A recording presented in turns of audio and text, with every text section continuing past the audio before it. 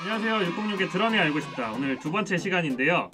유튜브 구독자 손아진님께서 저에게 질문해 주셨던 총 3가지 질문에 대해 오늘 얘기를 나눠볼까 합니다. 우선 첫 번째 질문은요, 슬럼프 극복하는 방법에 대해서, 두 번째 질문은 체보하는 노하우라든지 방법에 대해서 질문해 주셨습니다. 세 번째 질문은요, 체보를 하고서 연주를 할 때 거기 나와 있는 드럼 플레이들을 그대로 칼카피를 해야 되는 건지, 아니면은 내 나름의 스타일을 어느 정도 입혀가지고 연주를 해도 되는 부분인지 총 3가지 질문을 해주셨습니다.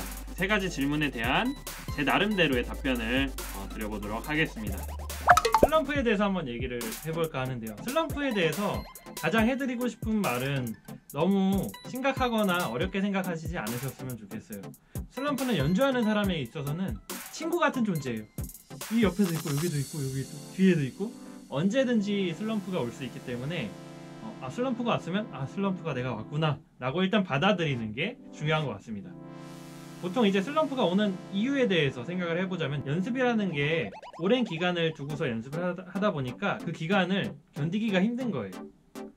내가 이렇게까지 연습했는데 안 느네?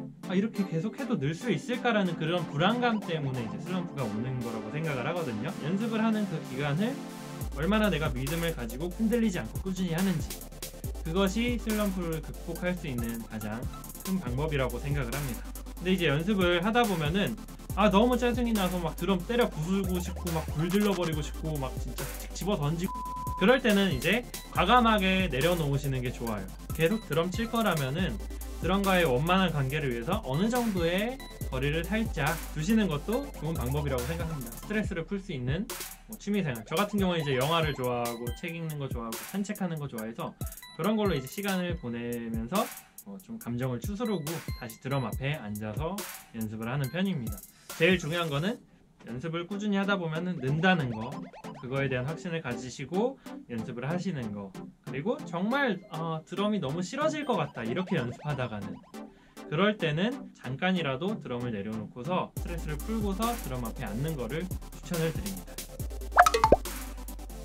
두 번째 질문, 체보하는 노하우에 대해서 질문을 주셨어요. 내가 좋아하는 노래가 있으면 그 노래를 직접 따라 쳐보고 싶은 그런 욕구가 있죠, 누구나. 시도를 해보게 되는데, 드럼을 시작하신 지 얼마 안 되신 분들은 드럼 소리가 난다는 건 알지만 잘 안 들릴 거예요. 리듬이 있어요.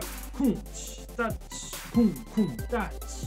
요 리듬이 있어요. 요 리듬을 칠 수 있으면은 요 리듬이 들어간 노래에서도 그 리듬이 들립니다. 많은 연주를 해보고 많은 연습을 하다 보면은 노래 안에서도 내가 연습해본 것들이 들리기 시작할 거예요. 그때부터 이제 체보를 해보시면 좋을 것 같아요.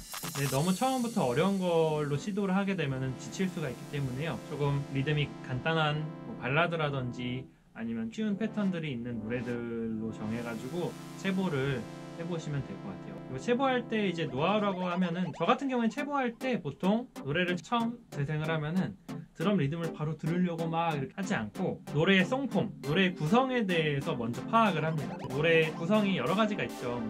순서가 꼭 정해져 있는 건 아니지만 보통 인트로, 그 다음에 벌스, 그리고 프리코러스, 코러스, 그리고 인터루드, 그런 구성들을 먼저 A4상에 적어놓고 그 다음에 송폼마다 벌스라든지 코러스라든지 주가 되는 리듬이 있어요. 패턴이 반복되는 형태가 많기 때문에 가요에서는 벌스에서 쓰이는 주된 리듬을 첫 번째 마디에 적어놓고, 코러스에서는 또 리듬이 달라지면 코러스에서 주로 사용되는 리듬 적어놓고, 그런 식으로 체보를 하고 있습니다. 핵심이 되는 섹션이라든지 멋있는 피린이라든지 이런 것들은 디테일하게 적어놓는 편이고요.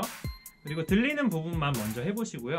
안 들리는 부분 하다 보면은 너무 시간을 많이 잡아먹게 돼요. 저 같은 경우에도 입시생 준비할 때 막 한 곡 가지고 막 하루 반나절 동안 계속 듣고 막 그랬던 적이 있는데요. 지금 생각해보면 시간이 좀 아까웠던 것 같아요. 안 들리는 거는 차라리 주변에 물어볼 수 있는 사람들한테 물어보고, 또 그거 악보 연주해보고 또 들어보고 노래에 맞춰서, 그러다 보면 이제 노래에서는 이렇게 소리가 나는구나 하면서 그게 이제 또 내 걸로 됩니다. 두 가지 다 해보는 거를 추천을 드려요. 정확하게 카피할 수 있는 능력 되게 중요하다고 생각을 하거든요. 연주를 최대한 똑같이 체보를 해서 연습을 한번 해보시고, 그리고 나서 이 부분은 내가 다르게 연주를 해보고 싶다, 보통 바꿔보고 싶다라는 느낌이 들 때는 조금 더 쪼개가지고 조금 더 화려하게 플레이를 하고 싶고 더 있어 보이게 연주를 하고 싶어서 좀 바꿔볼까라는 생각이 드는 경우가 많거든요.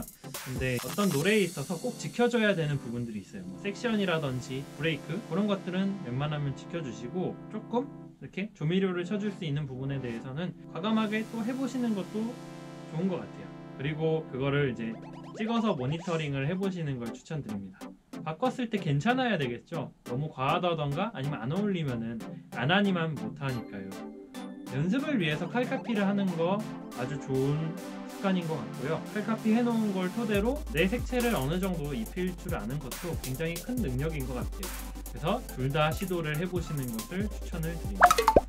네, 이렇게 세 가지 질문에 대해서 제 나름대로 답변을 드렸는데 어떻게 도움이 되셨을지 모르겠네요. 네, 도움이 되셨으면 좋겠고요. 연습하시면서 궁금하셨던 부분들, 잘 해결되지 않는 부분들 언제든지 질문 주시면은 제 나름대로 이렇게 답변을 드리도록 하겠습니다. 즐거운 드럼 라이프가 되시길 바라겠습니다. 감사합니다.